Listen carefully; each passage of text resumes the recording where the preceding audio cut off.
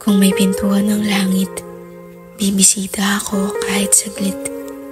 Yayakapin kita ng mahigpit at sasabihin sa'yo kung gaano ako kasabik na makita ka ulit. Kahit alam kong hindi ka nababalik, sa pamamagitan nito ay maiibsan ang nararamdaman kong sakit. I wish the heaven had visiting hours, so I could just show up